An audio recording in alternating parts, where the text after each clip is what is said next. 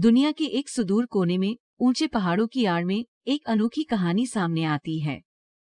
ये लीला की कहानी है जो किसी अन्य लड़की से अलग है। आप देखिए, लीला के पास एक असाधारण उपहार था। वह जंगल के प्राणियों से बातचीत कर सकती थी। सबसे छोटी चींटी से लेकर सबसे ऊंचे पेड़ तक वे सभी उससे बात करते थे और बदले में वह भी उनसे बात करती थी। एक समय ऐसा आया जब वह गांव जिसे लीला अपना घर कहती थी भयंकर सूखे की चपेट में आ गया।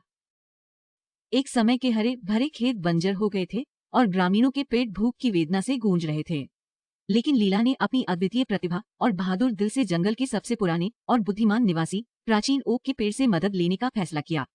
इसलिए अपने प्यारे और पंखदार दोस्तों के एक दल के साथ वह जंगल के बीचों बीच चली गई। भव्य ओक के सामने खड़े होकर लीला ने विनम्रतापूर्वक मार्गदर्शन मांगा। ओक ने अपनी गहरी और मधुर आवाज में एक रहस्य उजागर किया। इसमें कहा गया है कि जंगल के बीचों बीच इस सूखे को खत्म करने की कुंजी छिपी है। एक फुर्तीली गिलहरी के मार्गदर्शन में लीला ने एक छिपी हुई घास की जगह की खोज की जहां पानी का एक तालाब सूरज की हल्की रोशनी में चमक रहा था। जैसे ही लीला ने पूल की चमकदार सतह को छुआ, पानी में हलचल हुई और उसे आश्चर्य हुआ कि वो बहने लगा। मानो उसकी दयालुता और सम्मान को पुरस्कृत करते हुए जंगल ने एक छिपे हुए झरने का अनावरण किया।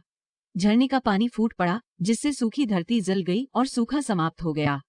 गांव एक बार फिर फला फूला और लीला ने अपनी गहन बुद्धिमत्ता से अपने साथी ग्रामीणों को प्रकृति का सम्मान करने का महत्व सिखाया। और इसलिए लीला की उल्लेखनीय यात्रा हमें एक कालातीत सबक सिखाती है। प्रकृति के प्रति सम्मान और दयालुता से प्रचुर पुरस्कार मिल सकते हैं, क्योंकि जब हम प्रकृति का पोषण करते हैं तो प्रकृति भी हमारा पोषण करती है। और प्रिय श्रोताओं, यही लीला के असाधारण साहसिक कार्य का सार है।